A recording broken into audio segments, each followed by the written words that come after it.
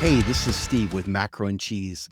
I am getting the privilege of putting out a discussion that I had with Jim Byrne of the wonderful MMT101.org Substack, who is a prolific writer, a really interesting character that is able to write incredibly well about the inner workings of modern monetary theory, and does it in such a way that I believe that regular people can understand.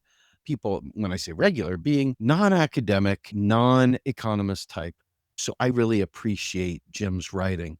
Jim was kind enough to have me as a guest on his podcast.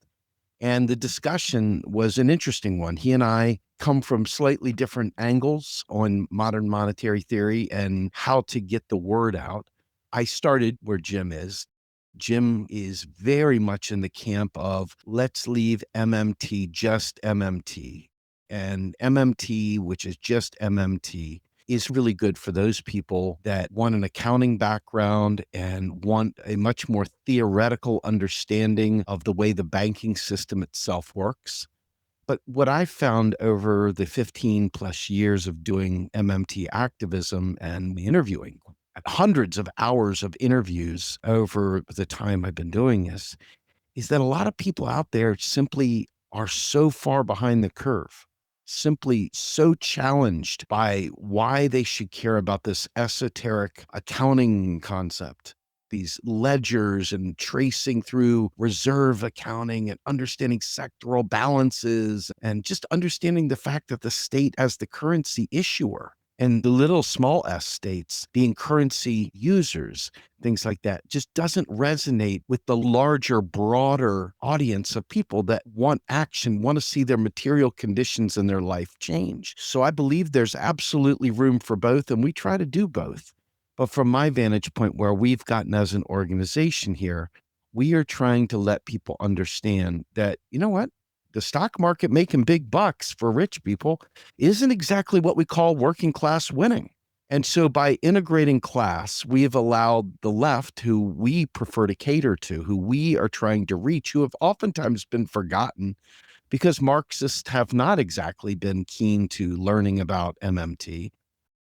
Progressives, Bernie Sanders' movement has been resistant to MMT. In fact, you've even heard most of their leading voices, Shama Sawant, Nina Turner, Jill Stein, Biden, all the others, even AOC playing on the tropes of debt and deficit hawkery and all the other stuff. So people are getting MMT twisted with the baloney politics of the day, but they need to have an answer for the hope that lies within. And so for us, we try to tie together things that matter to working class people, the issues that they're facing, from student debt to war in Gaza.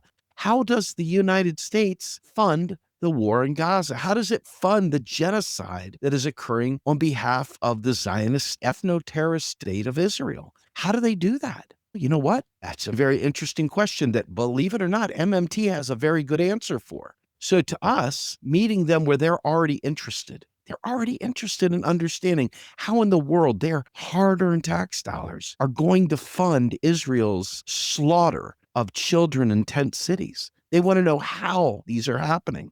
They want to understand how in the world we could provide high-speed rail when we can't provide food for the poor. Well, what if we could? So we tried to integrate those things together. And so in our discussion, I think it was a great give and take between Jim and I, where Jim expressed his concerns and his ideas, and they're all valid. I know that Bill Mitchell would tell you that MMT is not the theory of everything. I know a lot of people out there would like to keep it in the glass case, very sterile and very isolated from political economy. But unfortunately, when you're talking to Marxists, they don't talk ledgers. They don't talk accounting. They talk political economy. They talk about the balance between capital and the labor. And they talk about all the political ideas, and they want to slash the military budget by 75%, but they don't realize that if they don't have a spending bill in wait to backfill that cut that they're so eager to do, what they're going to in fact do is bring massive misery. So there is a two-step process there: spending and taxing, not taxing and spending, then taxing. So this conversation I think is really fantastic. I think it shows you two sides of the MMT activism. I think it shows you that you can walk and chew gum at the same time. And I think that it shows that it takes different strokes for different folks, different approaches for different groups. And it is not a one size fits all anything. I know there's some MMTers out there that mock the left because they have such bad economics. They're never going to reach them by doing that, by the way. Never, ever going to reach them by mocking them. But the flip to that is that some of these leading voices that continually refer to their hard-earned tax dollars, maybe they should be mocked a little bit. Maybe they should be goaded into doing better. Because when you know better, you do better. People like Nina Turner were with Bernie Sanders and around Stephanie Kelton. And if Stephanie didn't flat out say taxes don't fund spending, well, I don't know what to say because I've read a million of her tweets to know that she has said the same thing. I know that Pavlina Chernova has said a million times. In fact, some of my best saved tweets are from them saying these very keen catchphrases. So in this discussion, I think you're going to find a really nice cross-section of class analysis and modern monetary theory and some of the motivations of which we approach to achieve these goals. With that, here's the pod. Hi, and welcome to another episode of the MMT 101 podcast. I have a treat for you today, which is the fact that I was chatting to Steve Grumbine of the Macro and Cheese podcast. Possibly and probably the most popular podcast about MMT out there on the digital, whatever it's called, the digital something. If you've ever listened to Steve, you will know that he is a force of nature. He constantly reminds us that learning about MMT is not the point in itself. The point is to use it to make people's lives better. And in that pursuit, Steve is never afraid to say what's on his mind, doesn't hide from political realities, and doesn't ever hold back. In this episode, that is once again the case. At one point, we will be chatting about the topic of Gaza. So I have to warn you, because maybe that's something you don't want to listen to. With that in mind, I have to make it absolutely clear that I condemn all violence, whether that be by Hamas or by the Israeli government, and I wholeheartedly condemn anti-Semitism. Okay, before we get into our chat, if you don't mind me saying, if you're finding these podcasts and the articles I write on Substack useful and educational, please become a subscriber. And if you'd like to help me to continue, please become a paid subscriber, because I have to tell you, that really helped. Okay, that's enough for me. Let's get right into our chat. My guest this week is Steve Grumbine. We are pure MMT folks. Yeah. But we don't value the political insights of a lot of the MMT academics. We don't see their political insights as compatible with the incredibly revolutionary ideas that their economics produces. To watch Stephanie placate neoliberal politicians in the U.S. fundamentally doesn't match to us.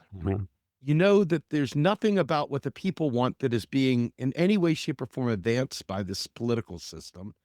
Help me understand how you're telling people we can just source the vote. Yeah. Help me understand this fake democracy that doesn't exist in the U.S. It's proven it's an oligarchy. It's not a democracy. So I know it feels good to say, we'll just vote our way there. That's not in line with reality. I mean, I come originally from quite a working class town, a shipbuilding town called Clydebank in Scotland. But my mum and dad were very aspirational. So coming from quite a poor area, not all their family, but certainly my mum and dad wanted us all to have an education, that kind of thing. Sure. And then my dad actually started up his own business in his late 40s. So they were pulling themselves up in that traditional story. But all of us, all of our family and all of my friends, we were all, I suppose, left-wingers from the get-go. None of us would ever have voted for a Tory, and still won't. There's no way I would vote for any.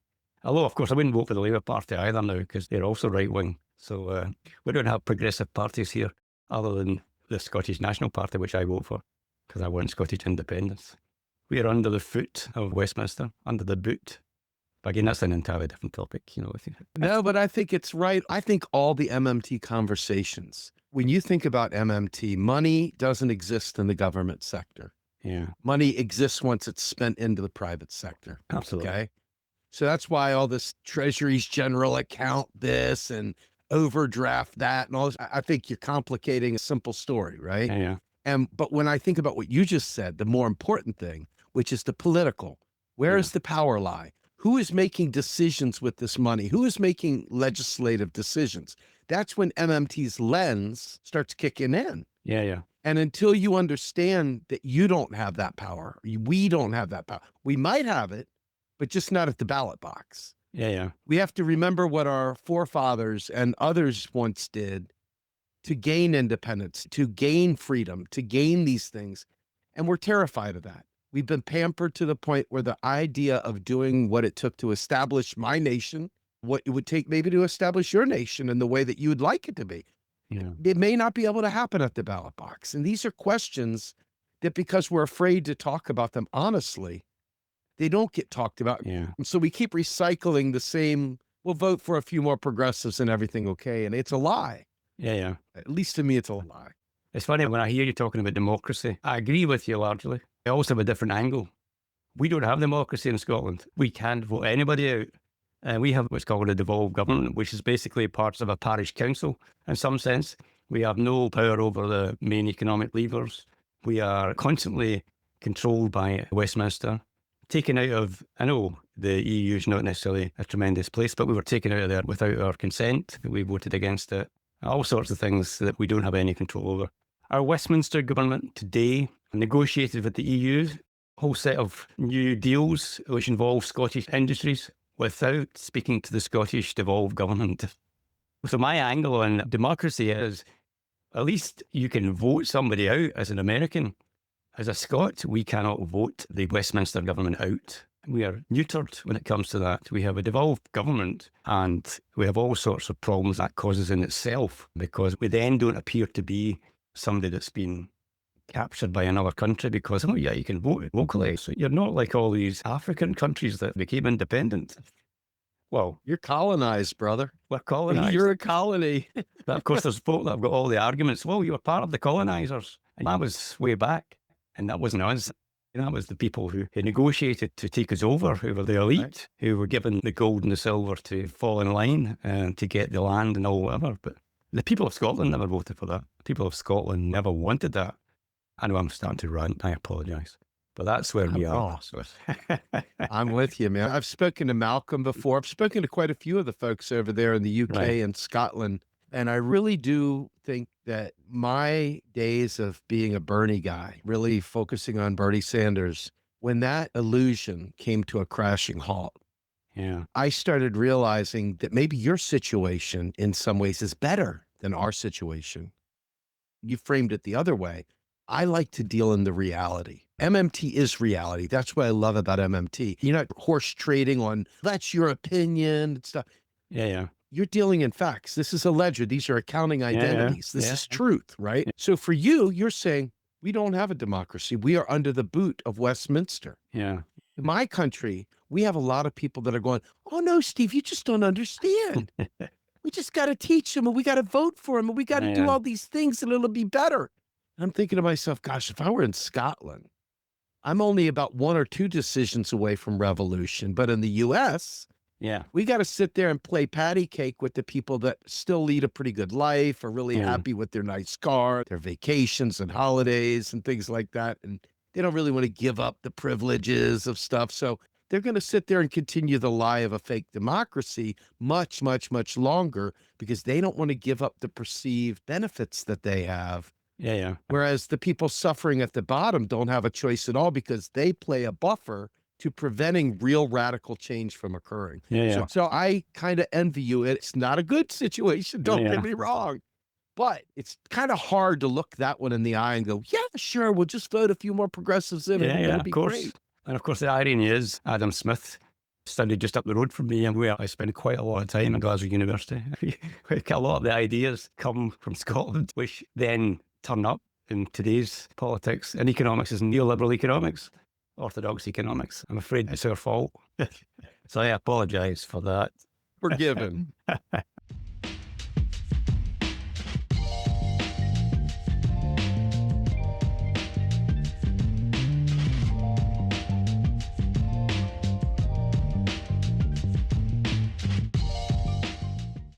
But anyway, all the stuff you're saying, as I was listening to you the other day, in fact, I was listening to you this morning again. about the MMT versus the politics versus the ideology versus the power thing. I'll tell you how I think about it, right? Because I think you've probably got more of an integrated view of it. I prefer to see MMT purely as a technical, almost a technical description with a bit of theory thrown in there because, of course, T stands for theory. But I would also prefer not to have politics on that side of it because, as far as I'm concerned, the politics is what happens with people like me with prejudices and a particular political viewpoint and a particular ideological view of the world can implement. So I can take a sum and it's not got politics in it. I can use that and say, we're not getting enough money and I'm going to fight for it. So the people on the one hand are the politics and the prejudice and all the stuff that's in our head and the right and the left and all that kind of stuff that we can fight for. But it shouldn't necessarily be in MMT because I think that dilutes it to a certain extent. But you have to have something that says, this is a description of how things work. This is the mechanics. The analogy I use in my training course, which I need to get out there at some point, is this, the mechanics open up the car, bonnet has a look, and it's got the manual that tells them how it works. So that's MMT. But where do you drive it? That's the politics. 15 years ago, I started out doing nothing but wonky stuff, going through the mechanics of it. I lived and died in Randy Ray's Modern Money Primer. Before the deficit myth, I was into the old new economic perspectives. I focused purely on the blocking and tackling. And what I found was there was a niche of people. There's certainly a niche of people that play Dungeons and Dragons and enjoy very, very wonky discussions. There's a lot of academics that enjoy very wonky discussions. But when it comes to making MMT serve a practical value other than being in a glass case in a museum, dusted off periodically for other academics to ignore, I came to realize that MMT that didn't address the people's concerns was never going to touch the people. The people were never going to consider it as an important thing. And I used to get into these wonky things about reserve accounting and people would be like, what is he saying? I can't even, I don't care. I don't care. It's a lens on how to view the economy. It's macroeconomics. Forget the MMT, it's macroeconomic. And so once you understand that as a wonky person, and then you try to talk to somebody who has spent 10 hours working, comes home and now all of a sudden you say, no, I want to draw these T accounts so you could see the flow of the reserves. They're looking at you like, what are you doing? I'm not arguing for that. No, I'm saying what my experience was, right? And so I started realizing that I can't make everybody happy. I'm not pizza, okay? With that in mind, how can I reach people that I feel are closer to a revolutionary spirit, that are ignorant about the monetary operations, but they don't come to it from a monetary operations perspective. They come to it from a class perspective. They come to it looking at these things. And I said to myself, we're not reaching them. We're not reaching them at all. We go on television and we talk about the Democratic Party as MMT academics, okay? Talking about MMT from the Democratic Party perspective. And we end up losing all of those people that are really, really excited to make change, but don't understand MMT. So again, if you look, we've done 330 episodes of Macro and Cheese right now. Probably the first 100 were largely Eric Tamoyne coming on and talking about the consolidated versus the coordinated between the Treasury and the Fed, or we had Bill Mitchell coming on, the very first episode, breaking down the T in MMT. We've had Warren Mosler come on countless times over and over. I've had Steve Keen debate Warren Mosler about, you know, are imports really a benefit? Exports really a cost? And so we have always attacked these technical issues. And then I started realizing that we weren't touching people in a way that made MMT matter. They didn't care. And so we started approaching it differently, understanding that you can tell me all you want about ledgers and you can tell me about accounting identities, but unless you show me how this benefits my life, unless you show me why this is relevant to my kids surviving, I don't care. I had to cross that bridge. That was tough. I see where you're coming from. I mean, this is an interesting thing, of course. Again, I do have a slightly different approach to it, but I suppose in the UK or in Scotland, the word class is almost like a dirty word here. Might be a dirty word other places. I have written about class. I think there's a class system. There's probably a more overt class system in the UK than there is in America by quite a large margin. I was writing the other day about the education system. I'm a big supporter of everybody getting educated for free from top to bottom and the whole of their life. And why would any country not do that? It's the best thing they could possibly do for their country. It's just madness that they're not doing it. But in the UK, they use education as a class divider. Those that already have the money and the power and the networks go to private schools, and the rest of us go to comprehensives. But in doing that, they preserve the class system. I know we're off topic here, but if you look at Westminster and all the politicians, including the Labour as well, they all went to the same schools. They all have the same basic understanding about how society works. That's not the right thing. The basic background, how they grew up, what class, what sector of the class they grew up within, what schools they went to, what they were taught. And that's the same across lots of professions in the UK. It's the same in the law profession. It's the same in the arts profession. It's the same people you will see on your cinema screen. They all were in a particular strata, and it was controlled by the education system. So for me, class exists, but in the UK, nobody wants to talk about it because they say it doesn't exist anymore. Yeah. And even folk who I would say are coming from a working class background, they don't want to talk about it either. They're quite happy to say it doesn't exist. We built, I suppose, in America, this idea that in the past there was a social, what's the word I'm looking for? I have a terrible memory. Hierarchy? Yes, it's not a hierarchy, but the ability to move upwards. Social mobility. Social mobility. And there was social mobility in the past in the UK, particularly post-World War II. There's very little these days. But folk who have nothing still often cling to the idea that they wouldn't want to say that we're working class because there's a lot of stigma attached to it. And they wouldn't want to even say that there is such a thing as a class system. I don't know why exactly, but there is a bit of that. So from my point of view, sticking at the thing, it's all about class. It wouldn't necessarily be a good way for me to do it here. Certainly it is about the issues and you want people to have a better life. Although they won't understand what the hell a well-being economy is, so there's no point in talking about that because who knows what that is. But I have a slightly weird kind of approach to it, which is that, I know this is going to sound ridiculous, but you have to catch the folk. We're at the bottom of a journey. We're not very far along the educating people about MMT journey. I don't know whether you agree with that or not, but it feels to me as if we're not very far along. I have a slightly different perspective of it because for the longest period of time, if you listen to my talks with Matt Forstater, for example, who was one of the first five, okay? He talked about how Warren Mosler would come to him and say, how many people do we have now? And he'd be like, 1, 2, 3, 4, 5. I think we got 6 now. You go, hey, keep going, right? Yeah. And there's been many revivals before most of us got involved, right? There was a period of time where the MMT community was trying to even work with Stephen Zarlenka of the AMI, which is kind of a positive money side. There was a whole, hey, we're all heterodox, let's work together.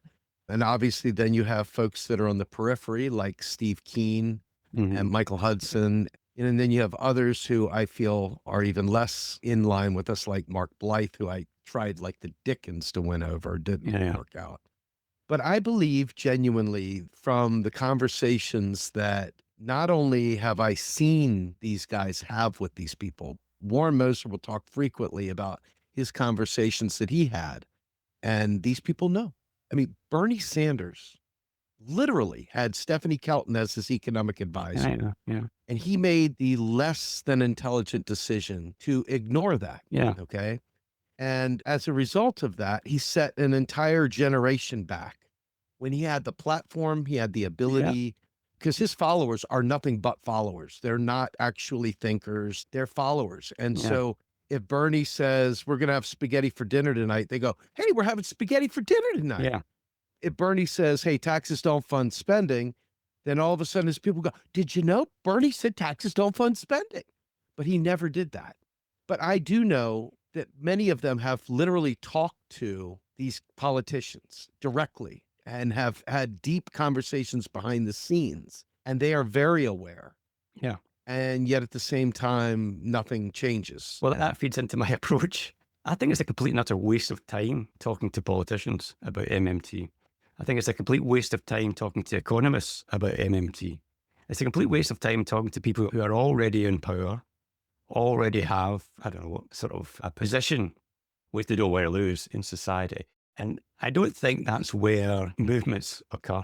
You're not going to have the enthusiastic Westminster MMT club where they go every Tuesday to learn about MMT. You're not going to have that.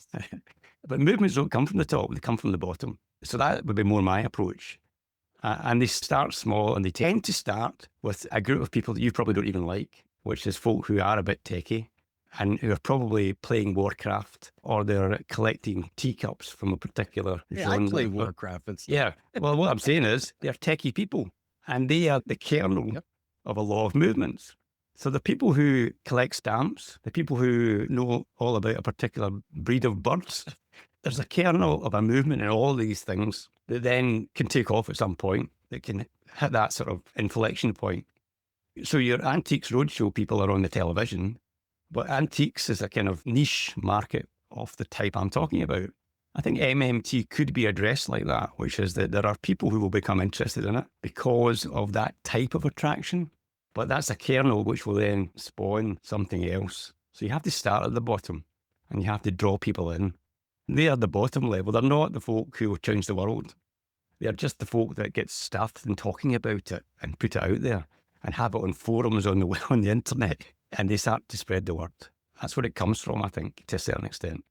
Delman Coates, who was one of the people that the MMT community brought into the fold, he started an organization in the U.S. called Our Money. And Delman Coates, his particular angle was to influence the influencers. Yeah. Okay. And because people are followers, people are sheep. Yeah. They're not leaders by nature. That's not really how most people get up in the morning and so forth. So they need somebody with some pizzazz to make them pay attention. Okay? Yeah. I mean, I'm not saying they don't. I'm just saying that that's the point along this journey that happens. But at this point in the journey, that's not the people it's worth trying to influence. They're not interested. But they will become interested because it's the whole thing about social proof. You've heard the phrase social proof, which is, when lots of people are suddenly liking something and it kind of spreads like wildfire. And the people that had no interest in it before are thinking, I need to get on board with this. Social proof is when they feel out of the loop and they want to be in the loop. And these are the people you're talking about. They will turn their head at the point, and only at the point where it seems to be on the up. And we're not at that inflection point as far as I can see, so. In 2007, 2008, when I got involved in MMT, and that's a few minutes ago, right? That's not real recent. That's almost 20 years of doing this daily. I've tried different paths. We started Real Progressives in support of Stephanie Kelton, who was starting Bernie Sanders' campaign.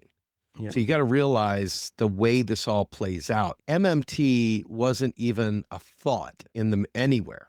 It became a thought somewhere because it became part of the political narrative with the Bernie Sanders campaign, even though he didn't say anything about it. Yeah. No, that's interesting. Okay, so this is reality. This is history. This is like factual. You can go look it up. Yeah. So with that in mind, we started off talking about, okay, a Green New Deal. This is what people care about, a Green New Deal. Yeah. How are you going to pay for that? Let us tell you about that. Yeah. This is talking about healthcare. You guys in the UK, you got a national health service. You're destroying it, but you have one. Yeah. We don't have anything like that. And sorry to call you the UK because you are Scotland, brother, but you get my point. Yeah. We don't have anything like that. Okay. So people are dying here because of that. It's not just a friendly disagreement. It's murder in the United States. Yeah. Okay. And so when people know that, for example, as you heard the story of my mom, I hate to bring this up, knowing our shared experience, but I will bring this up. My mother was given a choice. Get up off the bed and do this therapy that you're too weak for, or go home and die. Yeah. That's the cheapest way to handle it. Yeah. Okay. Now, for me, as a son grieving over losing his mother or going through that process of losing her, if somebody would have told me, and I didn't know MMT, Steve, you realize that this is 100% a political choice, that every potential financial resource ever is created by the state and could solve this instantly. Yeah. But it's not happening. You have to ask yourself, why isn't it happening, Steve? Now, I may not have wanted to have that conversation right in the middle of her fighting for her life, but I assure you, coming out of her death, you wouldn't have had to tell me twice that these people are murderers, that these people are not doing good things. And you have to ask, what is their class interest? Why are they interested in this? Why do they support capital over the lives of people? Mhm. And so for me, these are real questions as to why is MMT not relevant to me? Why do you keep telling me about this thing and yet nothing you say is reality? Look at the TV, look at what the politicians do, look at this. None of it's real. Oh, but you just don't understand. Just haven't been educated. They just don't know any better. Liar. They run the system. They know Article 1, Section 8 of the Constitution gives Congress the power of the purse. They know Article 1, Section 10 of the U.S. Constitution says that states cannot create currency. They know that the monopoly issuer of the currency is the United States government. And most of them have heard Stephanie. Most of them have heard Fadl Kaboom. People like Andres Bernal went out and did a lot of these things. Fadl did a lot of these things with brand new Congress. I go on these people's shows all the time, bringing up MMT. And little by little, people are starting to realize, hey, that's a good question. We're dying from a climate crisis. Yeah. Why is nothing happening? So to me, that is the more compelling pathway into their brains. Yeah. And I do both. I don't like walk on one side of the aisle. I'm not a Steve, MMT is not political, so I don't do that. No, I do this for the people that need that. And for these people, example, in the United States, one of the most important ones that's out there is reparations for enslaved descendants of slaves in the United States. Mhm. Okay. And when you think about it, these people are like saying, hey, you promised us 40 acres and a mule. You have kicked and beaten us down through all these different things. We're looking for our comeuppance. And people are saying, you're not going to take my hard-earned tax dollars to pay for that. I wasn't alive then. It's not my battle, blah, blah, blah. And so all of a sudden now I've got an entry point to talk to them about the very thing that matters most to them. Now, instead of being the subject, I'm the enabler of the thing that matters to them most. Yeah. And I feel that you can walk and chew gum. I don't feel it's an either or proposition. I feel our job is the most difficult as heterodox. Think about what heterodox, it's the interrelationship of all those different institutional positions. It's having to know the other guy's position too. It's having to know all this stuff. So to get into just, okay, here's steps 1 through 3 of how federal spending is done. Okay, that's good. But why does this matter to me? Why are you telling me this? And again, that's after many, many moons of dealing with this. Yeah. That I've positioned away from just being a pure blocking and tackling guy to saying, okay, they're not listening. How can I get them to listen?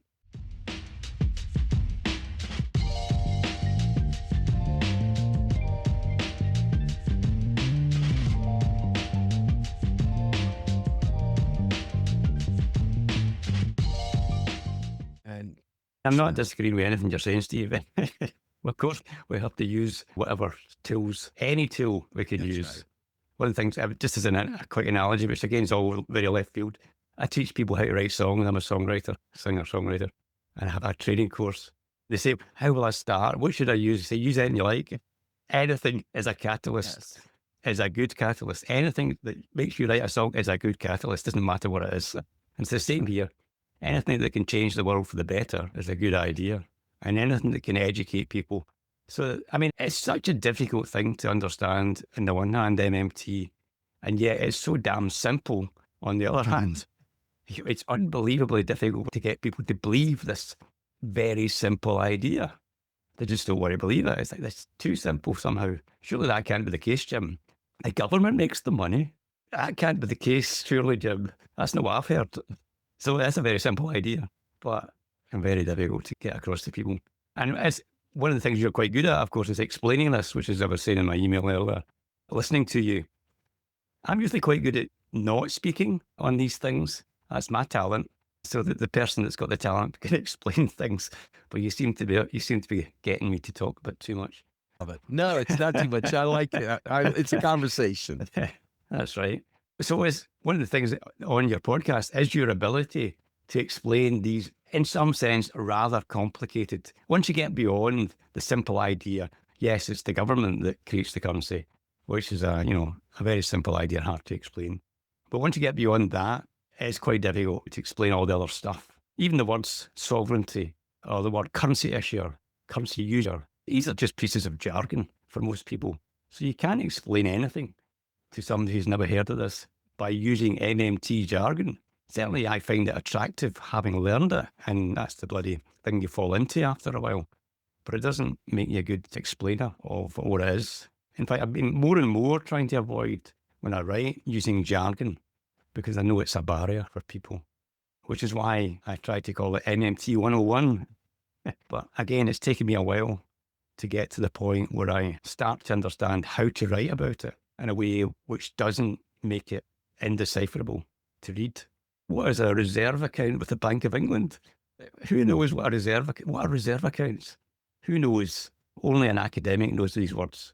So it's trying to find ways of explaining these things without using all the jargon of the day. And that's what I'm trying to do. I'm not saying I'm there, because each thing I write is me educating myself. Absolutely. You know? Absolutely. Okay. I think from one of the things that I just recently did, and I almost sent you this, but I was like, nah, I'll just send you the ones I sent you. But we went on to a Marxist-Leninist podcast the other day. Right. And we've been trying like heck to get someone to lay their hand on our shoulder and say, these guys are okay. You can listen to them, right? Right. Because you got to have access to these other groups. They don't listen to you unless you've got standing with them. Yeah. Okay. Lo and behold, we've done a lot of behind the scenes work trying to get in the door. And I thought that I was doing a really, really good job of saying things in an easy to understand way.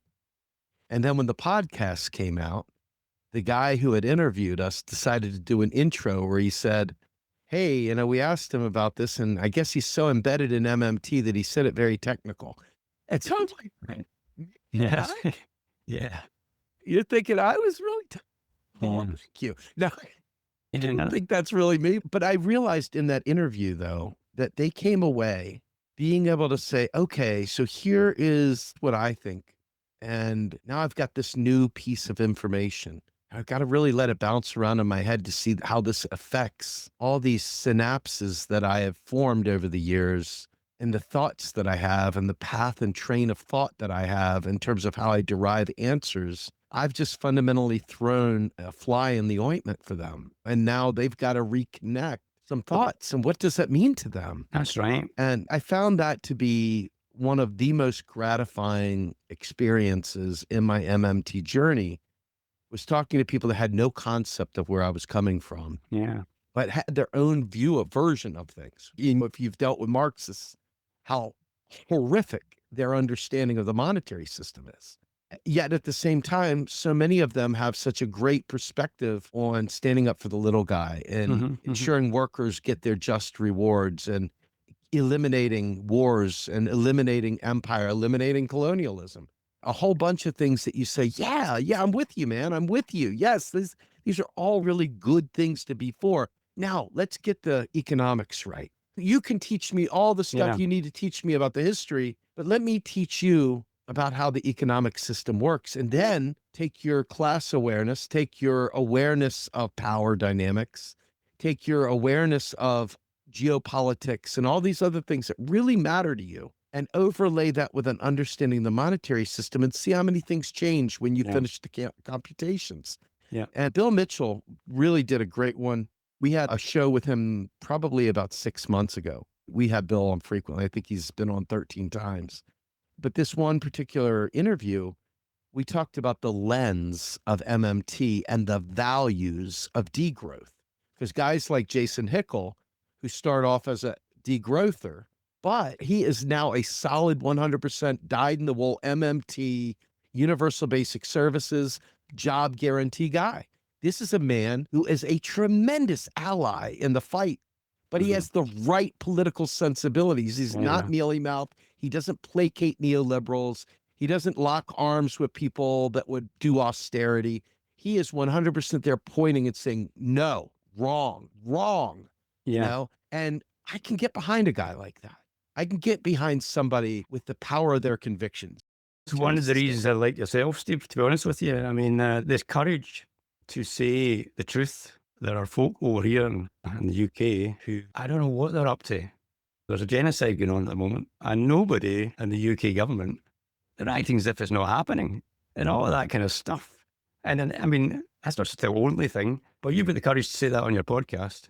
Yes. A lot of people are hiding. A lot of people, I don't even know what it is. I just struggle with it. People don't want to address it. Ask yourself a question. In the grand scheme of things, I've got ledgers to talk to you about, or I've got children being melted in bombs on their tents in humanitarian zones that are getting denied food. Yeah. And we're all the while being told by the very presidential candidate that many MMTers are supporting. We're being told by that guy, but do you condemn Hamas? But what about Hamas bombing Israel? Look, folks, Yeah. Hamas doesn't even have a freaking army. There are people literally without hospitals. There are people without homes, without their entire history has been eliminated. And yet we're still supporting the very people that slaughter them, that fund the slaughter. Now, ask yourself this question real quickly. What could be more MMT than disabusing people of the fact that no, as terrible as this genocide is, it's not your tax dollars going over there. It's worse.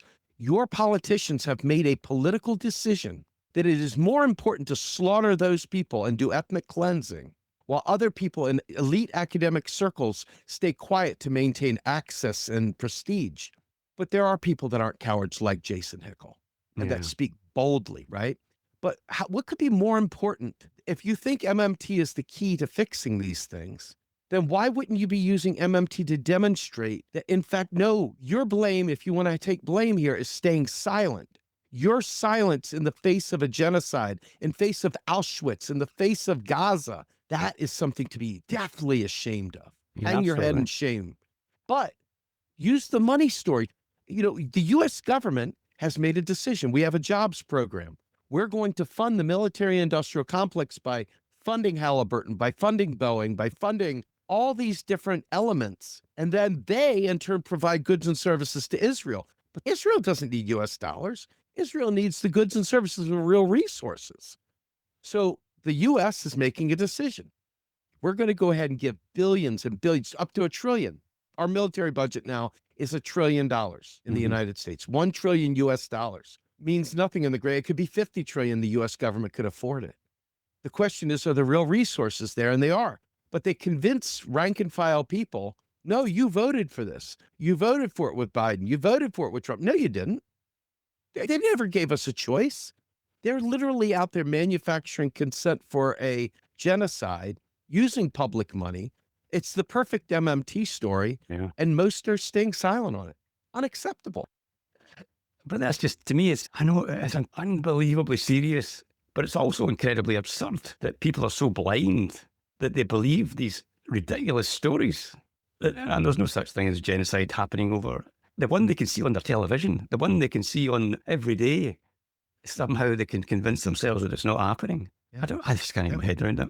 There were MMT friends that are, with all due respect to them, are not really in my sphere anymore because they denied that there was a genocide going on. People got on me because I've been harsh, and I'm going to remain harsh. I'm not going to deviate from that. This is not a gentleman's club.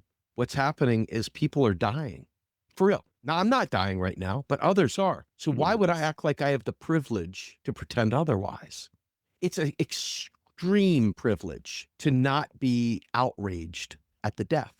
It's an extreme act of privilege to not be outraged at the death, and especially death that falls within our activist bucket. The finances, the austerity, the lack of finance to support the people. When I think about what drives me to wake up 7 days a week from 5 a.m. my time to typically 1 a.m. my time, that's how much time I put into this.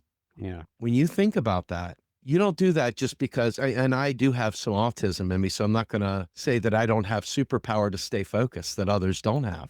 I do. I am not going to lie. I do have that.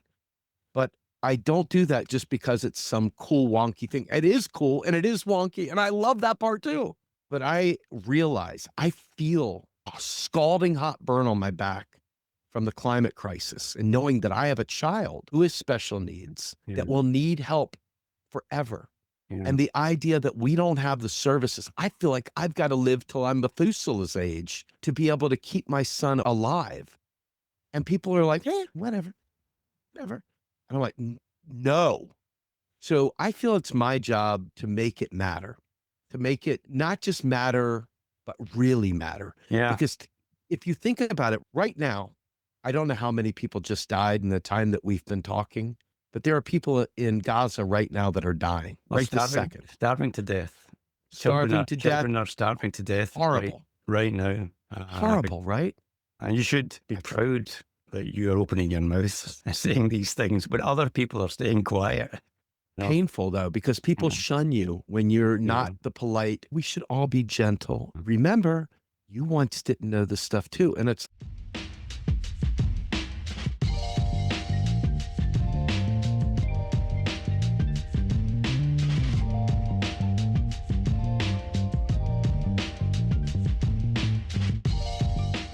I'm going to say something.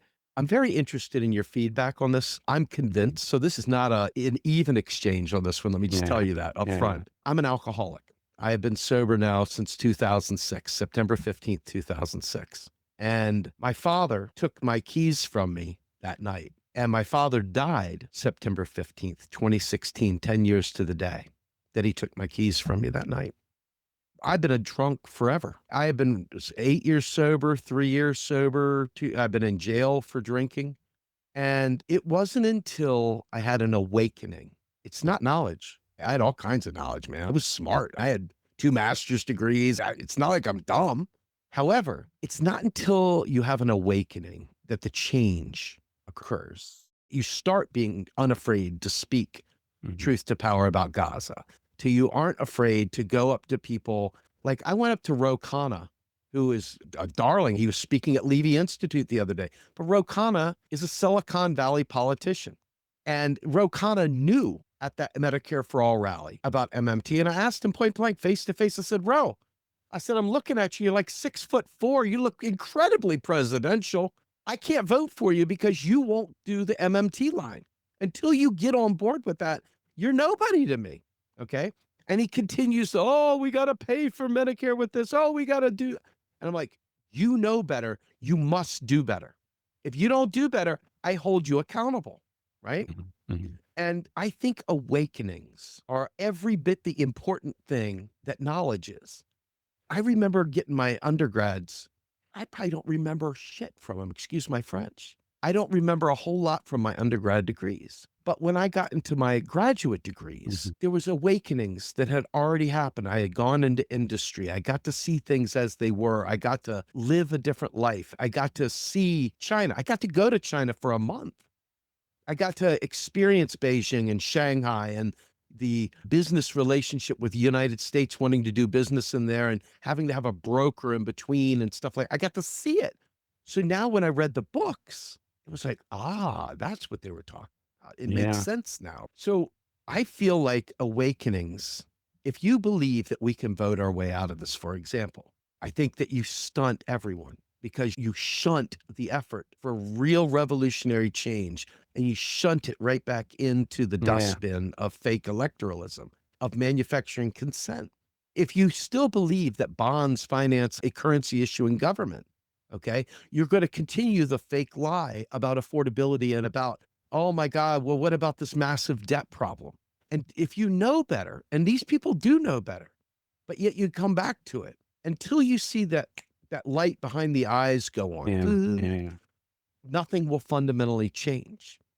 And I believe that our job is to be a cacophony of sound, a wall of sound that brings about an awakening, not just an education. And I believe that until that epiphany happens, the awakening, that they don't just print money, that they spend money into existence, that they delete it out of existence when they tax.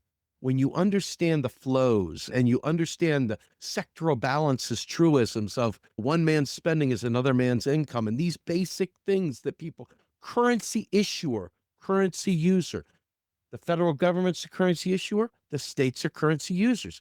If you get these basic thoughts down, it doesn't mean anything until you have the awakening. It's like, oh my God, what does this mean? What's the so what to me? What's in it for the WIFM? What's in it for me? What does this matter? And when that light bulb goes on, oh my God, there's a reason why there's a federal emergency agency out there that solves problems for hurricanes and tsunamis, because states can't bear that brunt. There's a reason why the currency issuing nation has to be the one to provide health care, because the states are in a race to the bottom against each other, competing to lure business in and to cut taxes and all the other things that make this system so FUBAR. And when that awakening occurs as to what the currency issuer is, who the currency issuers and who the currency users are, all of a sudden you stop saying moronic things like, let's do state-by-state healthcare. You start saying better, smarter, more informed things. You have a better purpose in life to achieve. And I think epiphanies are the game changer, right? The knowledge is good, and I'm going to use a Christian thing, and this is probably really bad form, but I'm going to use it anyway. When I was a young drunk trying to get sober, this one guy came to me and said, let me let you borrow my God for a minute. And he said, can we pray together? And I was not a praying guy. I wasn't anything like that.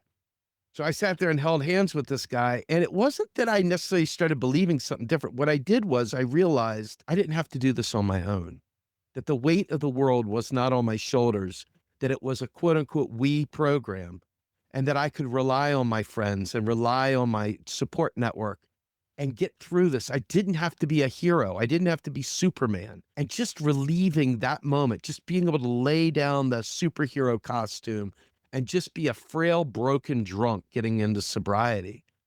That was a big deal, man. I can't express it in more concrete terms. And I see MMT through that same lens. We don't have sober thinking about money. We are not sober. We are not in sobriety. We are drunk on economic lies and mysticism. Until we bring about that awakening, that step 2, came to believe that a power greater than ourselves kind of thing, right? So in MMT, until you have that real epiphany, nothing will fundamentally change. What are your thoughts on that? You're saying so much at the same time here. It's hard for me. But I mean, I did ideology at university way back when I was in my early 20s. And you remind me of Plato and the whole, and he's saying the same kind of thing, actually, that what we see is not real. Out there, out of the cave, it's for the real world. Yes, the allegory of the cave. We cannot see it, of course. And you're also saying the same thing as Marx, which is, not so much Marx, but who's the German playwright? Engels. No, actually, an actual play. He wrote plays. Tolstoy? I did my dissertation on him, and I can't even remember his name. It's such a long time ago. But it's the idea of, we watch the TV, all the things that kind of are a distraction for us. We go and watch the films and all that. It's this idea. We can't see anything because we are being distracted by all the other stuff that we can never get round to the reality of what's actually happening in the world. So you're kind of reminding me of all that kind of stuff as you talk. And it is right, we do need to have an epiphany, if that's the word we're looking for.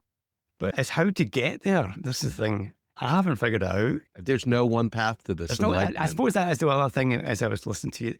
There is no one path, but you've said lots of things that I agree with. One of the things you said, which I agree with, is that we need to more than just MMT in terms of our understanding. In order to have an understanding of how things work, we need a framework within which to speak to understand it. So I did sociology as well when I was at university, and I did politics. And so the sort of kind of frameworks that keep inequality in place, what's the terms for all these things, the jargon, but the systems that keep us poor, the systems that keep the rich, the systems that keep Black people from getting ahead or women from getting ahead. These are all the things that people are not aware of. Yes. So you need to have an education of how your country actually operates. Yes. Structural inequality, that's the phrase I was after. There are things that are in place that keep you where you are. It's been great to speak to you. Thanks very much for agreeing to come on. I hope we can build on this again, because I really like where we were going. This was great for me. It was such a wonderful conversation. Hopefully I can have you on Macro and Cheese and we can have a further conversation. Yeah, that would be great. Yeah, absolutely. And you have a talent for speaking. I appreciate that. Honed after many, many moons, and I hope I get better, because I'm clearly not there, or we would have a revolution and everything would be solved by now, right? So obviously I got a lot to grow on too, man. Thank you so much for having me on. This was wonderful. I mean that. Both on the same side. Yes, sir. Take care, Jim. Have a good day. Catch you later. Have a good day. Cheers. Bye. Thanks, Steve. It's been a delight to chat to you, and hopefully we'll catch up again in the future. Hope you enjoyed that podcast, and that's all for now. If I can just remind me, if you don't mind, become a subscriber on MMT 101 Substack, and if you've got some spare pennies and you would like to help me to continue that work, please become a paid subscriber. Okay, that's all for now. Bye. Folks, my name is Steve Grumbine. I am the founder of Real Progressives and the host of Macro and Cheese. And as you just heard, we've been going strong every week for 6 years now. And within that space, we have really tried hard to produce value. We are a 501c3 not-for-profit, so we tend to stay away from purely political subjects, and we don't do campaigns, and we try not to talk to folks that are in that space, but we do try to inform you of the world around you in the best way we know how. Are we always right? Are we always no? We're doing our best, right?